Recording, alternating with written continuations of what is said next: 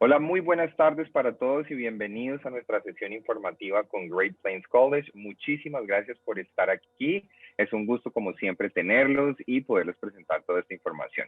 Hoy tenemos una invitada muy especial, Kristy Sletten de Great Plains College, que nos estará acompañando en un momento más para contarnos todo sobre este college maravilloso en la provincia de Saskatchewan. Ya con algunos de ustedes hemos tenido la oportunidad de revisar este college y explorar un poco los programas, pero Kristy va a darnos una visión un poco más detallada de todo lo que Great Plains College tiene para ofrecer. Así que recuerden que si tienen alguna pregunta, lo pueden hacer a través del botón Q&A en la parte inferior. También nos acompaña Dayana, nuestra country manager en Perú. Bienvenidos a todos los agentes en ese país también. Así que un poco sobre la metodología, Kristy va a hacer su presentación y después de cada sección haremos una pausa donde haremos un énfasis en los conceptos más importantes en español de esa sección que Kristy acaba en ese momento de terminar. Así que eso será un poco sobre la metodología. Nuevamente, bienvenidos. Thank you so much, Kristy, for your time and for being here and accepting this invitation to meet with all of our wonderful agents in Latin America. I have just explained the methodology and welcomed them all to the session. So you can take it from here. Thank you so much. Sounds great. Thank you very much, David. It's lovely to be here and really excited to get working with some of our Latin American partners and introduce them to Great Plains College. So Great Plains College is located in Saskatchewan, Canada. And in my estimation, Saskatchewan is a hidden gem in Canada. It really offers some amazing opportunities for our international student population, for studying, for working, and for creating a really amazing life. So I'm really excited to be able to offer this opportunity for you as agents to share with the students that you work with. So the two main industries in Saskatchewan are the oil industry as well as agriculture.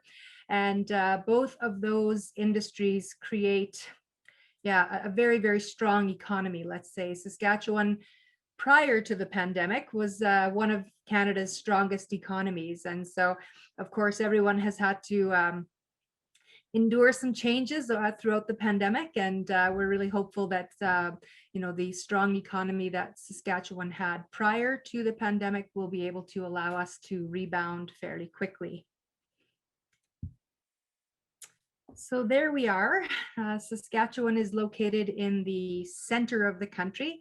So the three provinces in the middle of Canada are the prairie provinces of Canada. And so as I said, the landscape is very fitting for industries such as oil and agriculture, and they're very beautiful scenic places. So really some beautiful spots.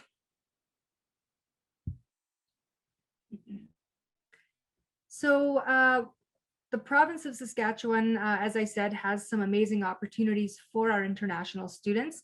And some of those include the low cost of living. So in comparison to Montreal, Toronto, Vancouver, there is about a 30% difference in cost of living. And so that's an excellent opportunity for international students for sure.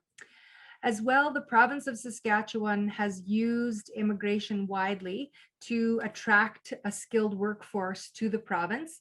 And so it has become a very culturally diverse and welcoming province. I was just sharing with David and Diana beforehand that even amongst Canadians, Saskatchewan people are known as being very friendly, welcoming people. So, and I know almost every student we've had come through makes a comment on how warm and friendly the people are. So I think that's a really wonderful thing for international students who are traveling to a country in most cases by themselves and with little support system. It's nice for them to have the opportunity to have that kind of environment. So we do have 4 seasons here in Saskatchewan. I was just joking with a colleague earlier that if Canadians didn't talk about the weather, I don't know what they would talk about, actually. It's a very prominent part of our conversation. But we do have 4 seasons that are all very different from each other. We are just entering our spring season, which is a time when the temperature starts to rise, and we have, our snow is melting and the trees are starting to get their leaves back, and it's becoming green and beautiful again. And after that will be our summer season, which is, of course, everyone's favorite because it's beautiful, warm weather, and we get to be outside and enjoy some outdoor activities, kind of like the bottom picture there. Then we have fall or autumn, which is the middle picture, and that's when the leaves start to turn different colors. It's a very, very beautiful season and very scenic.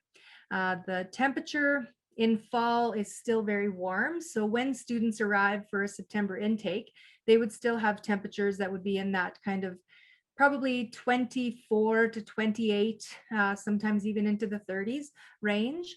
And so it's quite nice for them because when students are coming from warm countries and they arrive in September, then there's really no kind of adaptation that's required for the weather. After that, though, the weather slowly begins to get cold, and the typical Canadian weather hits, which is our winter time. That's the top picture when we get snow, and the temperature in the south part of the province ranges anywhere from, I would say, -10 to -20 in the winter time. Now, what I will say is that when students are coming from warm climates, sometimes this is something that they're a little bit uncertain about. But when they do arrive in September, as I said, it's still warm and it slowly gets colder as the time progresses. So by the time the temperature is quite cold, or what people would think would be quite cold, they're already acclimatized. And, we as Canadians dress for the weather. Our homes are built for the weather. So I've never, ever had a student leave because of the weather. Let's just say everyone seems to enjoy, in fact, the different experiences that they have with the winter season, and they end up quite liking it. So David, do you want to touch on anything there? Yes, thank you, Kristy. Es muy importante que esta parte del clima la tengamos muy en cuenta, porque como Kristy lo mencionaba, se puede convertir en una objeción de parte de los estudiantes, y definitivamente hay que explicar que tanto hay un verano caliente como hay un invierno frío, y que, como bien lo acaba de mencionar Kristy, las ciudades, la ropa y la vida en general no se detiene por el invierno. Entonces, esta es una de las características y es algo de lo que hace especial a Canadá, y desde luego hace parte de toda la experiencia que los estudiantes van a vivir. Entonces debemos presentárselos de esa manera para que no se convierta en una objeción. Thank you, Kristy. Perfect. All right, moving on. So Saskatchewan has two major cities in the province. And so the province of Saskatchewan itself is quite a massive land area with a relatively small population. So in the entire province, there's a population of 1.2 million people. And so our two main cities are Saskatoon and Regina. Well, I'll talk about the regional college system here right now. So the regional college system, of which Great Plains College is a part, it was created to ensure that education was accessible in as many different parts of the province as possible. So all of our 6 campuses are located outside of the main cities. And sometimes this is something that students are also quite wary of, because, if they come from large centers, that's what they're used to. But what I will tell you is that this aspect of our international program is what I believe makes this the most valuable part of the experience for students. The opportunity for them to live in smaller cities and attend smaller institutions is really what creates those elements for success, both in their education as well as in their life after they're done. So our campus locations are in the cities of Kindersley, Warman, and Swift Current. Those are the 3 campus locations where international students have programs at this point. So we'll start to talk about the city of Kindersley. So as I said, the population in Saskatchewan is pretty spread out. And so communities that are the size of Kindersley are actually very, very common. And within communities, the population within the community itself is only a small portion of what the overall population is. So within Kindersley, the population is about 5,000. But because of our agricultural economy, there is a population in the surrounding area of about 20,000 people. So each of these communities has all of the services that students need: restaurants, recreational activities, arts opportunities. So all of these things still exist within communities of this size.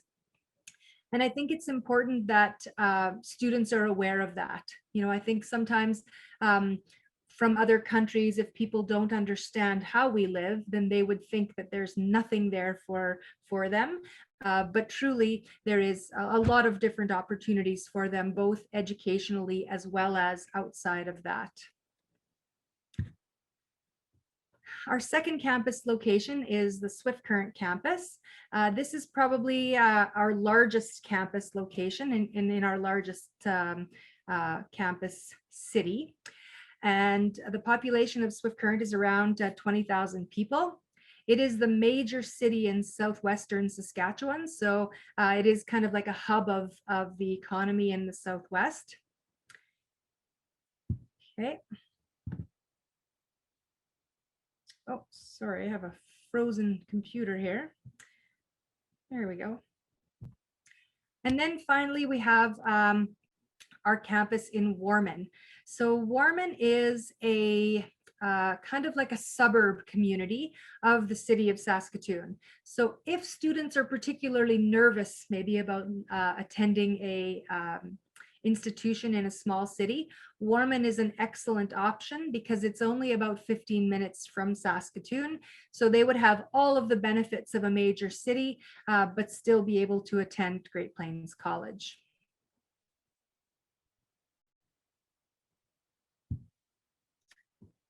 So Great Plains College is a designated learning institution in Canada. And what this means is that we had to go through about a 2-year process to become approved to accept international students. So the government has a process in which institutions must meet various criteria in order to be able to host international students. Great Plains College offers, as I said, some amazing opportunities for our students. We have class sizes that are no greater than 24 students. The staff is very, very friendly, student-focused, very experienced, and really committed to student success. Further to that, the opportunity for students to gain support if they need it in any area is really exceptional here at Great Plains College. And finally, if students are athletic, then at the Swift Current campus, they would have the opportunity to participate in our varsity athletics program. Our volleyball teams are championship winning volleyball teams. So if students are interested in that, they would certainly have the opportunity to participate. David, do you want to take it from there? Thank you, Kristy. En esta parte es muy importante reconocer que una de las cosas que nos hace muy especiales es todo el tema de estar en unas zonas regionales, que además de tener un costo de vida mucho más bajo, le van a permitir al estudiante tener una experiencia mucho más tranquila en todos los aspectos, en la manera de desplazarse por la ciudad, en la forma de conseguir trabajo, en todas las facilidades que tiene Great Plains College para todos los estudiantes. Entonces, estas ciudades pequeñas ofrecen muchos beneficios para los estudiantes y de esta manera debemos presentarlo para que entiendan un poco cuáles son esos beneficios tan interesantes. Ahora, como Kristy también lo mencionó al inicio, la provincia de Saskatchewan es una provincia con un auge económico bien importante, bien interesante, uno de los PIB per cápita provinciales más altos de Canadá, una tasa de desempleo baja. Entonces, esto también hace que la provincia sea muy relevante para estudiantes internacionales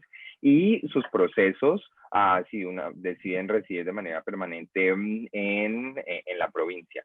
Así que debemos explicar muy bien los beneficios, las ventajas y demás de estas ciudades más pequeñas, más regionales, donde van a encontrar ese verdadero espíritu canadiense. Thank you, Kristy. Perfect. If I get too far ahead, David, just feel free to wave me down and I can stop. Great. So Great Plains College has about 4,500 full-time, part-time, and casual students across all 6 campus locations. We pride ourselves in quality classroom experiences. We definitely have some of the best student supports in the regional college system in the province. We have very active student associations at each campus location, which is like a form of student government. And we do try to provide students with a great kind of college student experience at each of our campuses. So with the areas that are available for students to hang out and study and have those kind of really great opportunities. So as I said, the province of Saskatchewan has used immigration widely to attract a skilled worker population. And so the province has committed many resources to making sure that this demographic is taken care of. So the Newcomer Welcome Center system in the province is available to newcomers, which students are a part of that group, in many cities across the province. And the Newcomer Welcome Center network is specifically for providing supports to people who are new to Canada. So the Newcomer Welcome Centers provide supports anywhere from finding accommodation when people first arrive, helping find furniture for people, taking people to the grocery store for the first time, if people need help accessing medical care or dental care, all the way up to helping people with their applications for permanent residence. So it's any support that a newcomer to the country would need. Newcomer Welcome Center is there for students.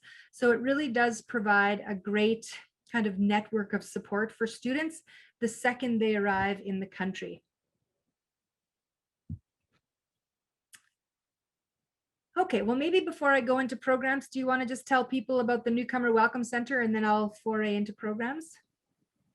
Este servicio del Centro de Bienvenida a los Recién Llegados es un servicio que me parece súper interesante. Es un servicio al cual los estudiantes pueden acceder de manera gratuita porque es un servicio a nivel federal.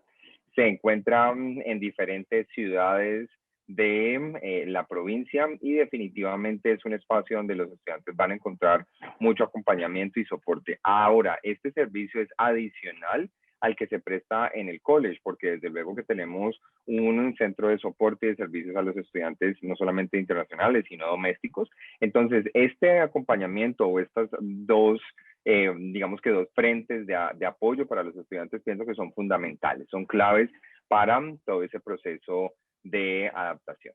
Thank you, Kristy. You bet. One thing to note about our Newcomer Welcome Center is that one of the directors of the center is from Colombia, and she's lovely. So people from Latin America get excellent service there. So currently, Great Plains College offers 4 programs for students, for international students to choose from. Great Plains College has been very strategic in how we implement international students into our programs. We want to make sure that international students are getting an exceptional program, an exceptional education. We know that the tuition that international education or international students pay is higher. And so we want to make sure that they get their money's worth. So we have really tried to grow slowly, ensuring that the programs that we have are excellent. So these are the 4 programs that we offer currently, and I'll deal with them individually here. So the Administrative Assistant Program is a program that trains students in many different kind of administrative tasks like word processing, accounting, spreadsheets, office procedures, any of those things. This role is present in many different industries. So we like this opportunity for international students because the opportunity to get jobs is greater, knowing that this position is available in many different areas. The cost of this program is for 1 year is $13,760. Now, all of our programs are kind of like a one price model. So the prices that you're hearing quoted include all student fees, they include health insurance, they include tuition, and then books as well. So once the students pay the price that's quoted in our promotional material, there are no other costs associated with their education. The last thing to note about this program is that it includes a 3-week practicum. This is a very valuable opportunity for students to gain on-the-job training. And then, of course, if students are very efficient, then hopefully then this would translate into a job opportunity for students. But the practicum opportunities for students do mean that students have to apply for a co-op work permit at the same time as they apply for their study permit, kind of at the beginning of that process.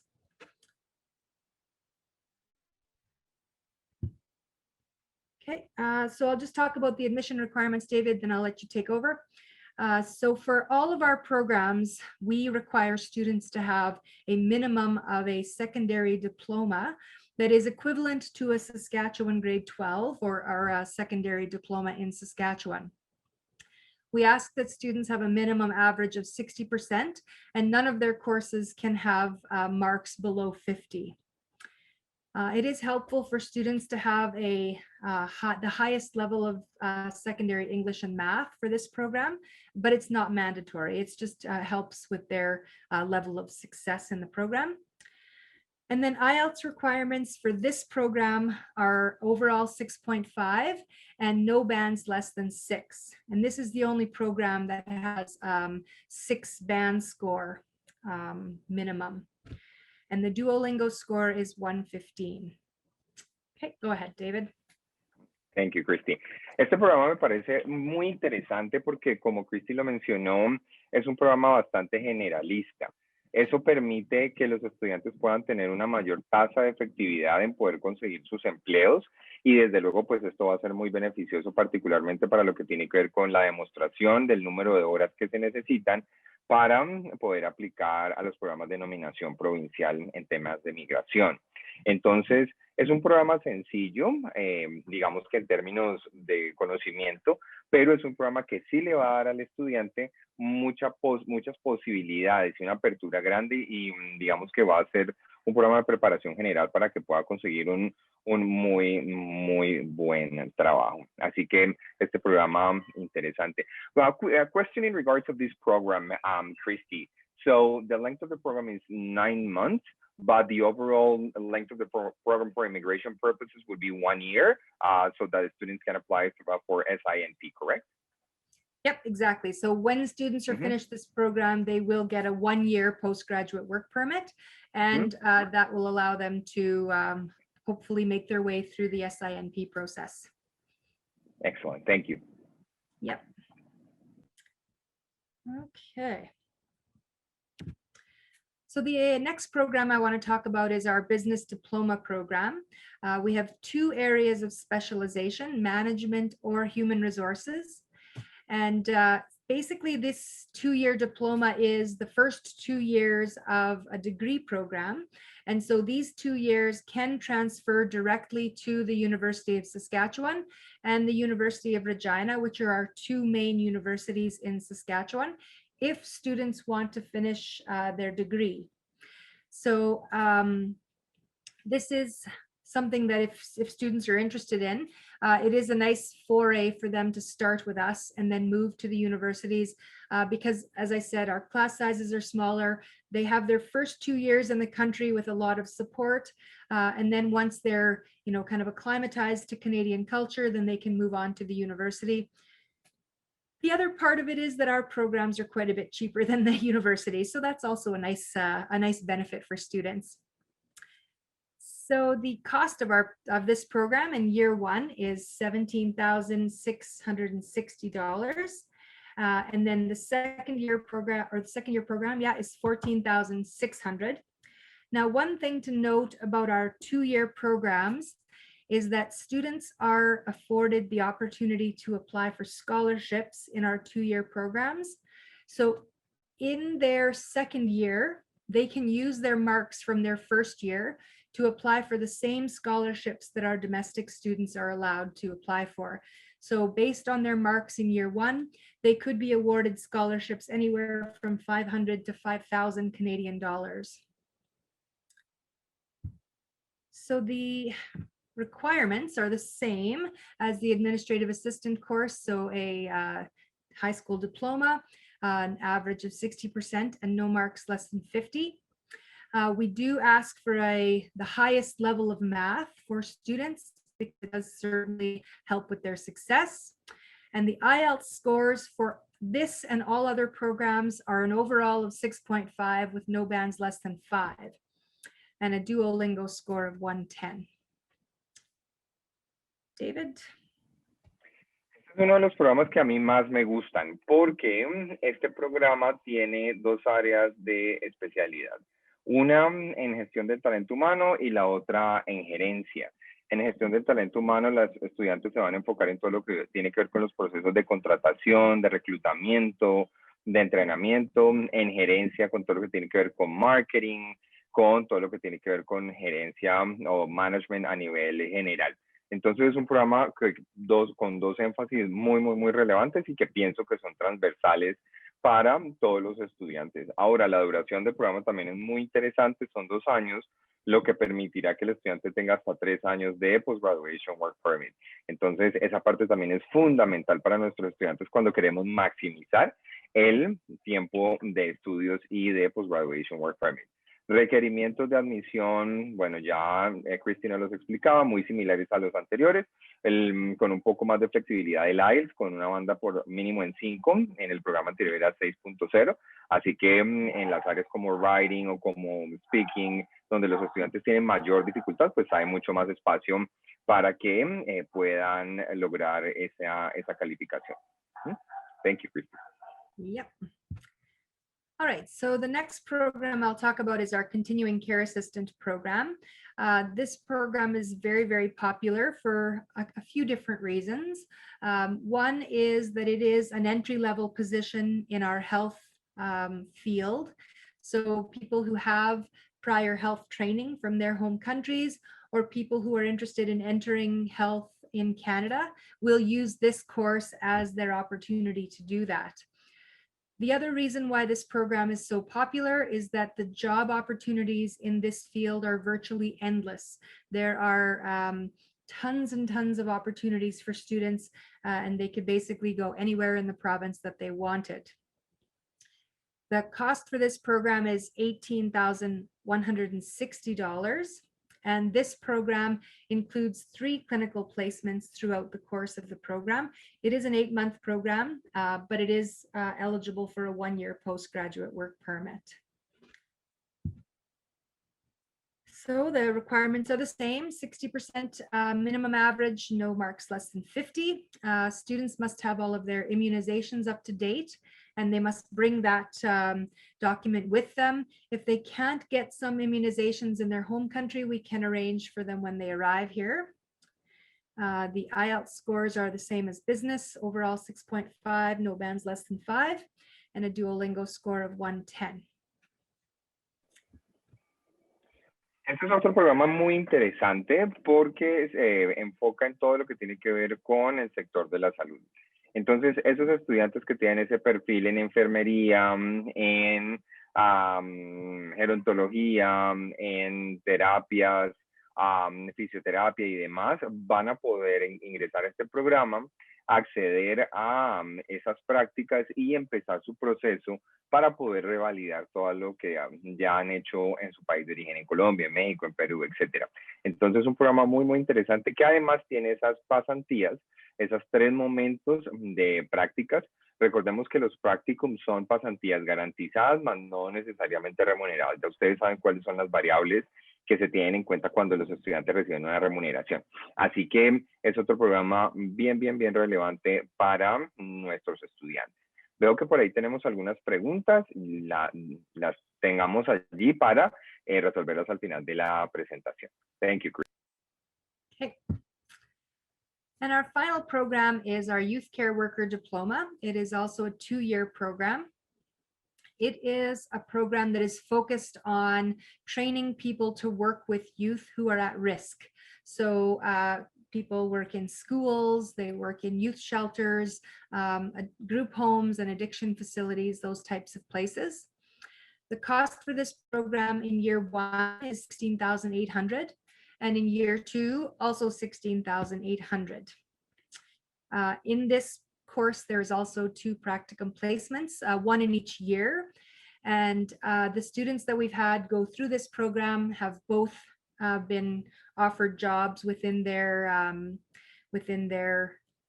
practicum placements. So that's quite nice to know that the opportunities for students are great. And the thing I really love about this program for international students is that because Saskatchewan's population is quite diverse, I really love the opportunity for international students to support that diverse population. I think that bodes really well.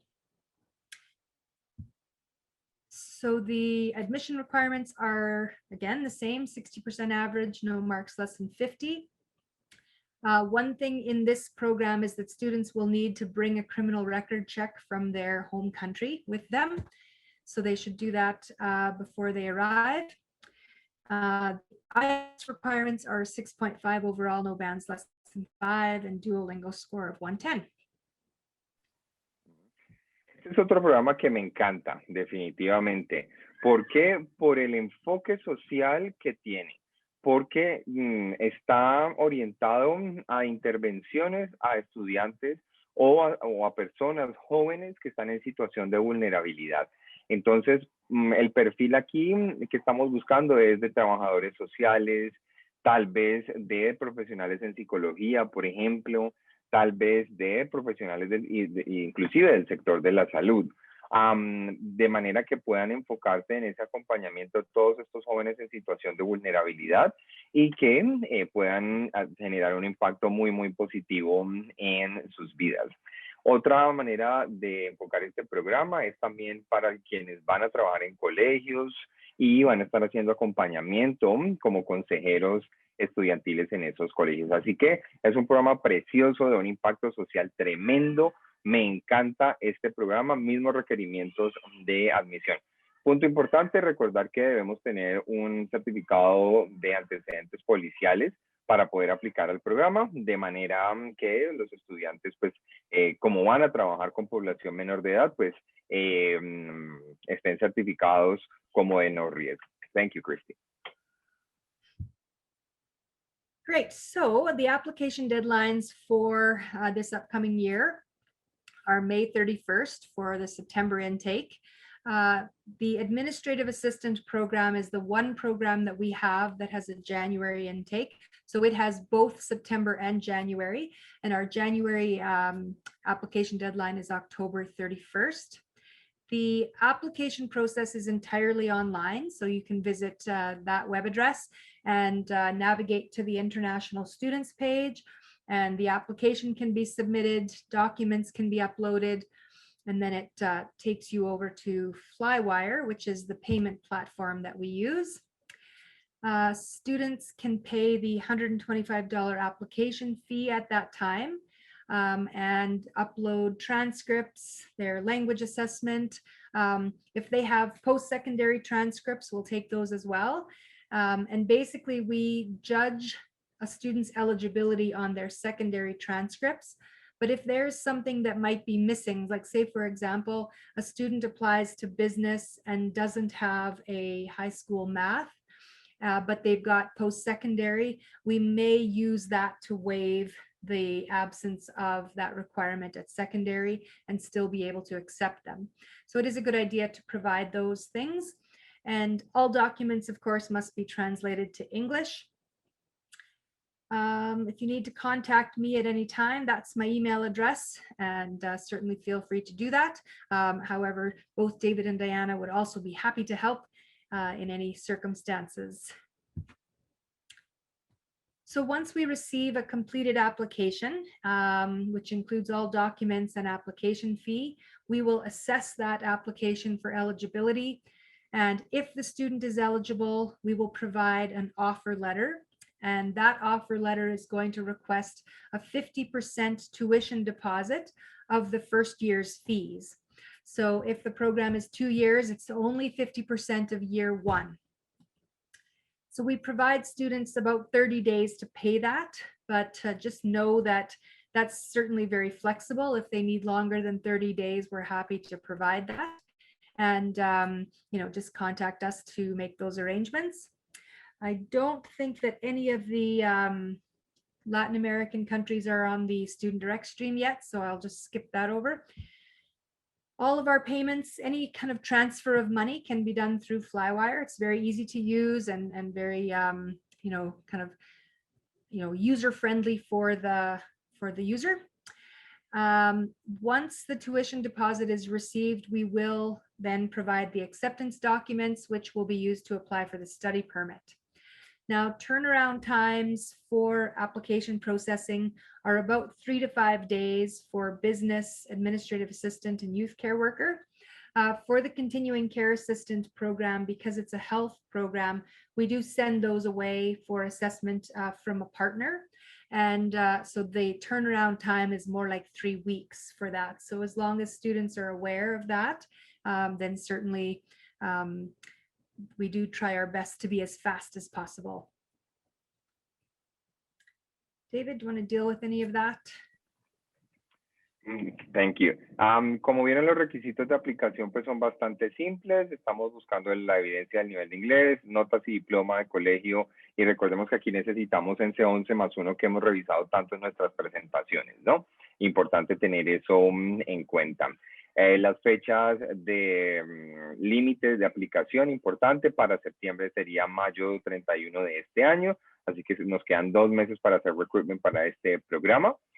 Los tiempos me parece que están muy bien alineados con las necesidades de ustedes, y todo el proceso pues se hace a través de Flywire. Importante mencionar que los 125 de aplicación no son reembolsables, ¿no? Entonces pues el estudiante sí tiene que tener una decisión bien tomada y certera de que quiere estudiar en Great Plains College. Thank you, Kristy.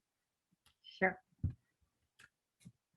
So some of the main points to focus on when promoting Saskatchewan as a study destination. As I mentioned, Saskatchewan has one of Canada's strongest economies right now.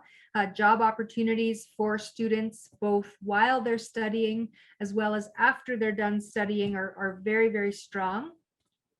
I like to use the example of in 2018, we had about 60 students arrive in September, and within 10 days, all of those students had jobs. So it's a very strong market for students in terms of work.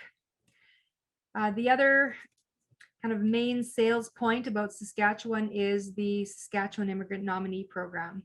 So at present, the Saskatchewan Immigrant Nominee Program is one of the strongest pathways to permanent residence in the country.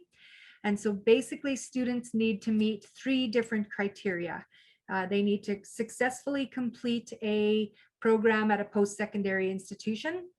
They need to accumulate 780 hours of work experience, and the work that they do while they study can count for those hours.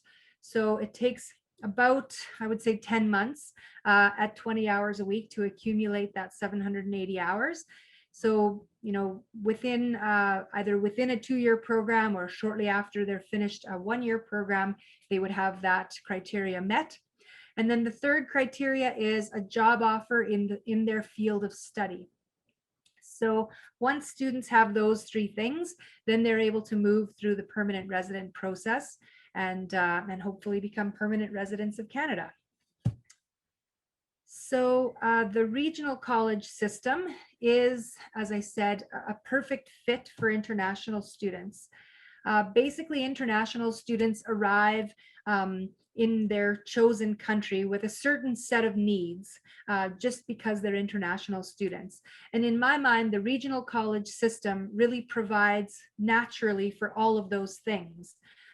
So basically, the small class sizes really provide students with an opportunity to build community very quickly, to get to know their peers very well, and to feel quite supported within their education, both by their peers, but also by their instructors.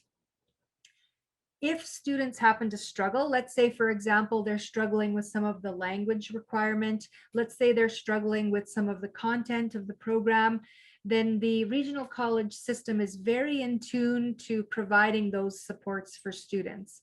So we really want to see our students be successful. We know that the more successful they are while they study equates to more success once they leave and they enter the workforce. Finally, the strong sense of community that exists within our regional college communities, I would say, is probably the top reason for international students joining the regional college system. The opportunity for them to make a life in our small communities is second to none. As I said, job opportunities, the welcoming environment, all of those things create the opportunity for students to settle in Canada, become permanent residents, and create a life for themselves. Okay, David. Thank you, Kristy. Esta parte es súper importante, definitivamente. Como Kristy lo acaba de mencionar, aquí tenemos un punto clave que es el SNIP. Ya nos acaban de dar esta noticia en donde son 780 horas que se deben acreditar, no 960. Y esto es muy importante porque ya ni siquiera es un año. Son 10 meses de trabajo durante el programa académico que los estudiantes deben acreditar. Entonces, esto es fundamental. Luego, todos los programas que tenemos aquí en Great Plains College aplican para el SNIP. Evidentemente, si queremos una estadía un poco más larga o más tiempo para poder resolver los temas laborales, el tema de la aplicación al SNIP y demás, pues entonces debemos tomar el Diploma en Business o el Youth Care Worker Certificate Diploma para poder tener ese programa de 2 años más, potencialmente 3 de Postgraduation Work Permit. Pero todos nuestros programas cumplen con las condiciones. Y definitivamente, también como lo mencionó Kristy a lo largo de la presentación, Saskatchewan tiene una economía muy fuerte y definitivamente va a continuar de esta manera una vez todas estas medidas de contención por COVID vayan reduciéndose. Ya los programas de vacunación en Canadá están incrementando su velocidad, así que definitivamente desde aquí hasta el otoño vamos a tener un escenario completamente distinto. Y el último punto es esa ubicación en esta zona regional, donde tenemos un número de estudiantes bajo por salón de clase, donde tenemos una comunidad cercana, calurosa, que quiere estos estudiantes internacionales, que necesita de los estudiantes internacionales y definitivamente que ofrece un bajo costo de vida. Pienso que esta es una opción estratégica, la mejor opción, como ustedes ya me han escuchado decirlo durante nuestros entrenamientos.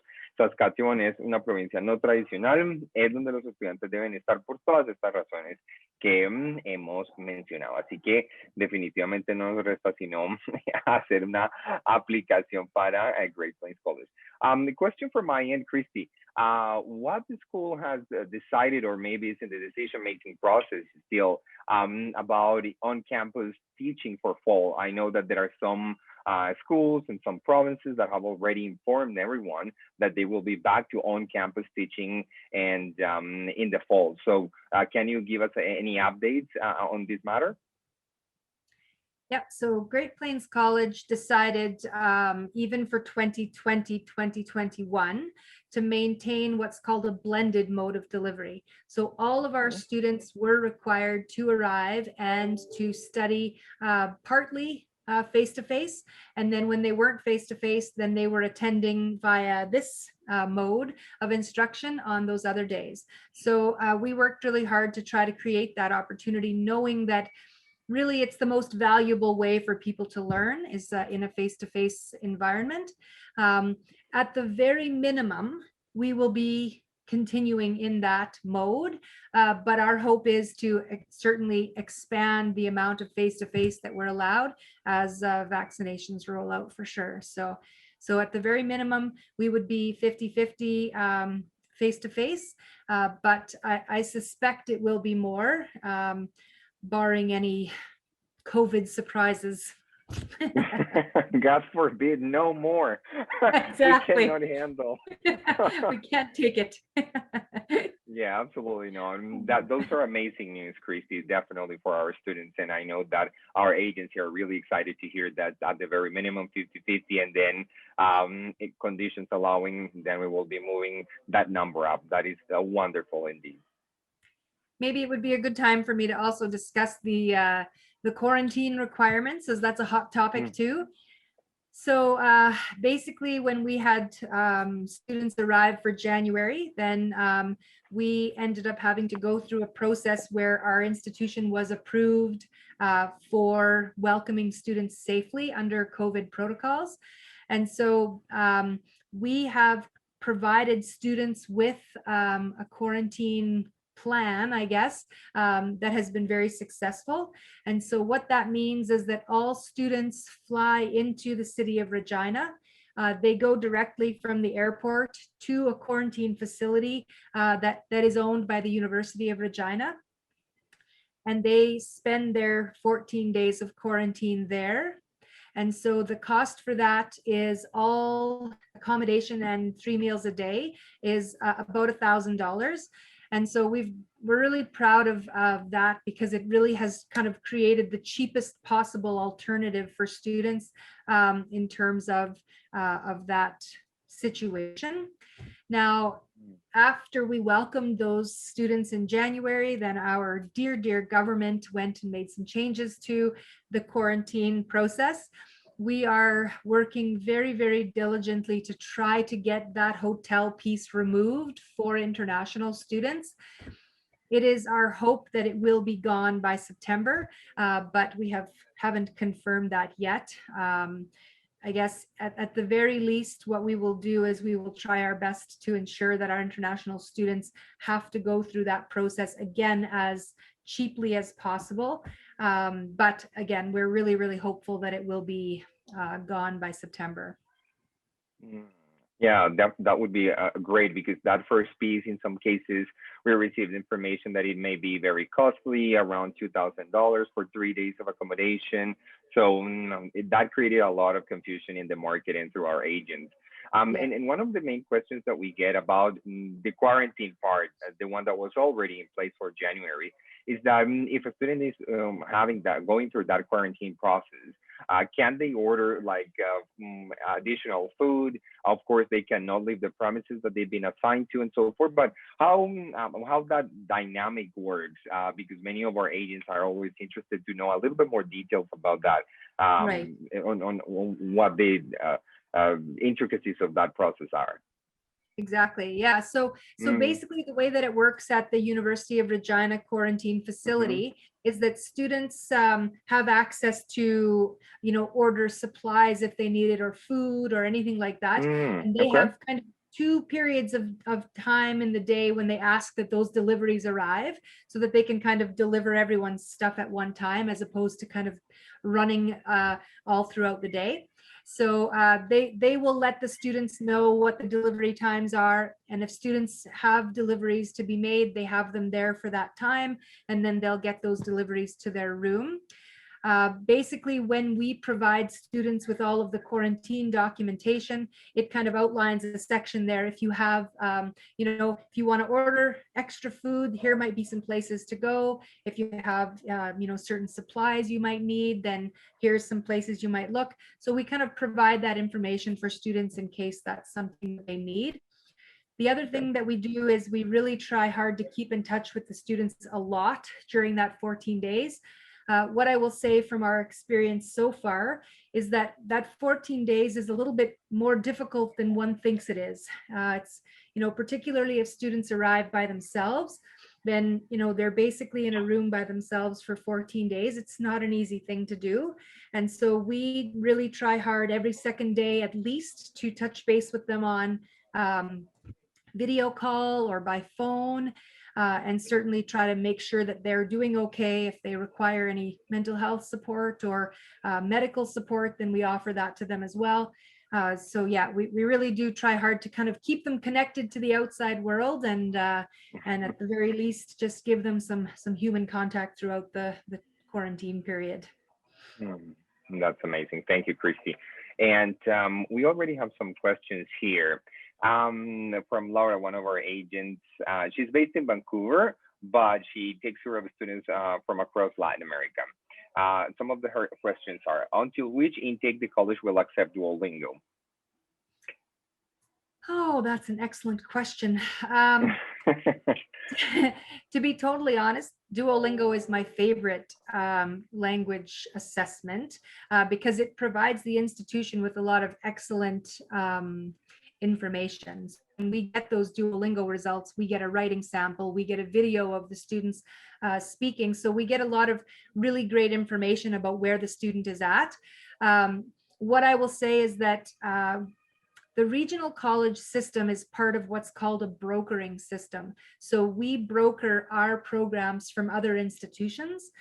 For the most part, our programs are brokered through Saskatchewan Polytechnic.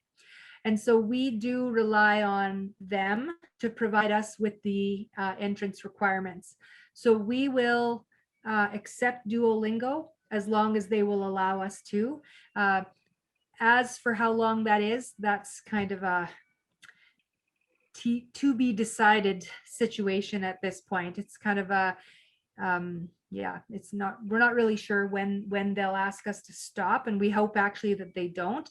But the problem is that immigration hasn't adopted Duolingo as widely as we had hoped, because they really are they have a strong commitment to the Ielts test, which is unfortunate, but it is what it is.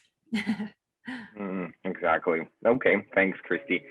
Couple of follow-up questions. Does the college offers EAP or any type of English preparation program? Oh, I'm glad you asked that. So we are actually just in the process of developing an EAP program.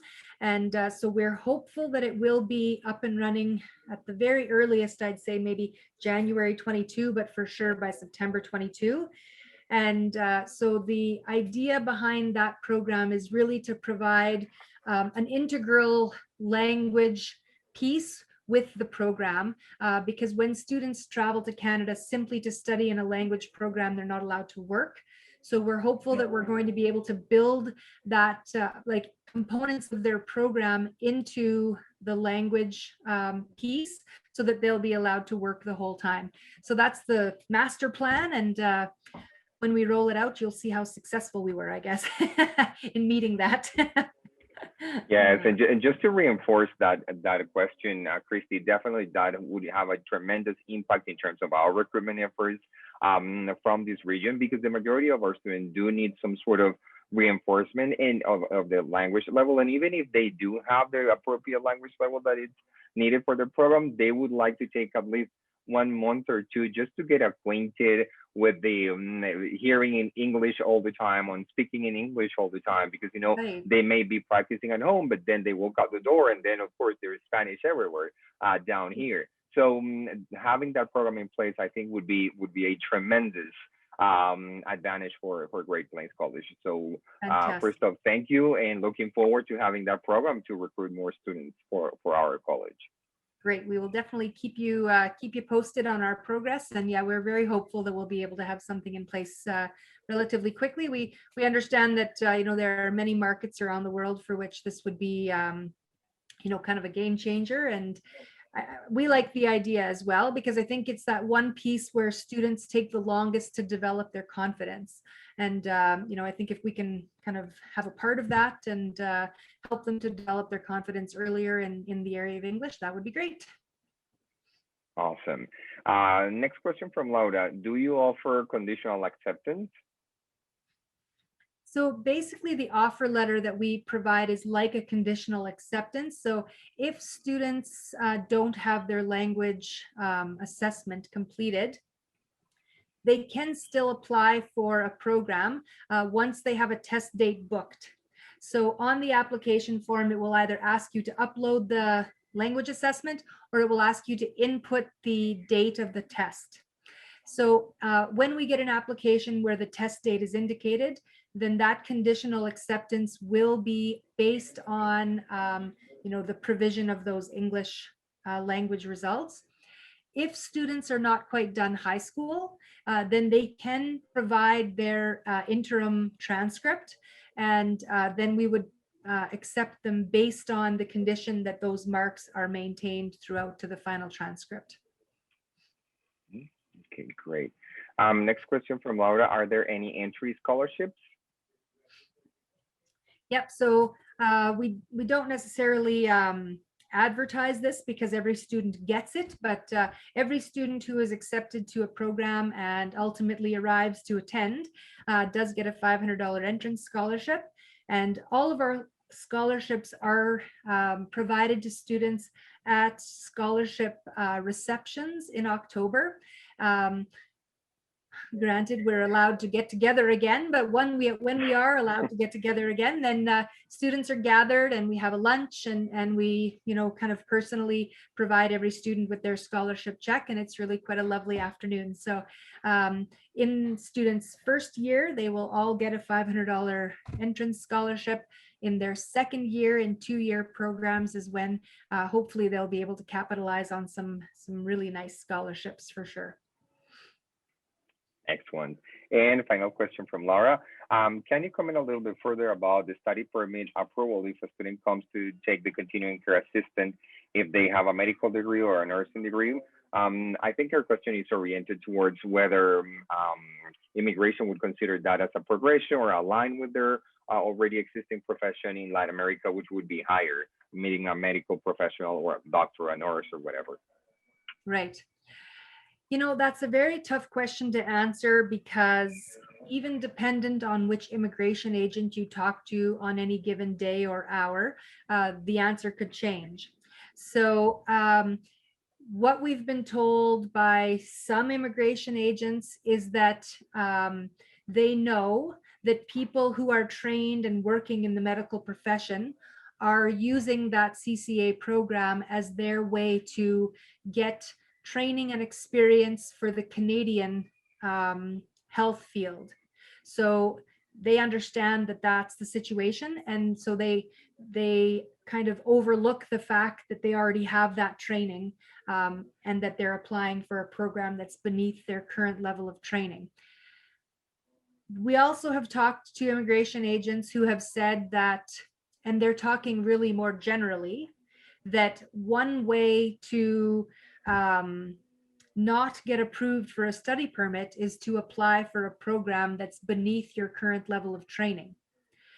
So that's kind of where we're a little bit unsure of the process. We haven't been offering the continuing care assistant program that long, so I don't have a lot of data from our own students to go on. And just as it happens, most of our current students have been quite young, so they've just been high school graduates. But I do know even currently we have some students who are in the application process who are trained nurses, and there's such a demand for people in this industry now. The immigration people who we've talked to about the CCA program have said that they understand that this is happening and people should apply. So I really don't know, what else to say on that other than we are all at the mercy of immigration. I think I would like to add on to what you just answered, Kristy, and I think it's critical for these students to really write a very good statement of purpose or letter of intention when they are applying for their visas, to clearly explain to the immigration officer what their intention and their objective is on studying this program, and clearly outline, okay, I have this background in my home country. I am studying this at Great Plains College, and my objectives are A, B, C, and D. And I plan to obtain this acknowledgement and return to my home country. We understand that there is dual intent there, but they do have to state that they have strong ties to their home country initially. And I plan to return after I have learned all about this and do this and that with the acknowledgement that I have acquired. So I think that statement of purpose is one way to clarify and maybe clear the air with the immigration officer, and that doesn't have you in front to explain what your objectives are and why you have chosen that particular program and how that program is fitted within your career progression. I think that would be one important recommendation for our agents here. Yeah, I think that's excellent advice. And the inclusion of, maybe even the process to transfer credentials and how that's much more difficult and more time consuming than simply coming to Canada to take another short-term course that allows you to work in the health industry is also a good thing to include in that statement of purpose, because it helps to rationalize why one would choose to do that. Excellent. Thank you, Kristy. There are no further questions. I have one final question. Diana, I don't know if you have any other questions for Kristy. I've checked on the website, Kristy, that there is an English preparation program, not necessarily for international students, but for either other visa category holders, say work permit holders or refugees and other visa categories. And that is one of the things that have caught our student dependents' attention, because of course the student dependents will be under that work permit category and the work visa category. I know that currently, because of COVID, that program is closed. Can you comment whether that will be open for September or January? What are sort of the expectations? Because definitely this is a very important added value for families, especially for those dependent on work visas. Right. Yep. I would say that our hope definitely is to have all of our programs up and running for September for sure. Like I said, either in a blended model or, 100% face-to-face. So yeah, that would be an excellent opportunity for those students for sure. Excellent. Thank you, Kristy. That's it from my end. Diana? Yes, thank you, David. Thank you, Kristy, for the presentation. I have a couple of questions. The first one is about the transportation. If you can tell us about that a little more. I mean, how easy is the transport? How easy is to get to Great Plains College and all that? Okay. There are questions from the students. Yeah.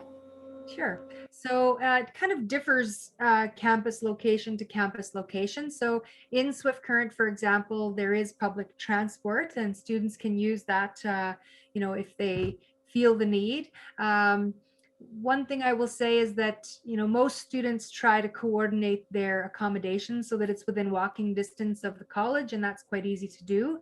And the college is located kind of near to the central downtown area of the city. So that means that they would also be within walking distance of that. A lot of students choose to arrive, and if they have an existing driver's license, they can drive for 6 months on their study permit, and then we can assist them in kind of transferring that over to a Canadian license, and so then they choose to do that and buy themselves an inexpensive vehicle to have at their own disposal.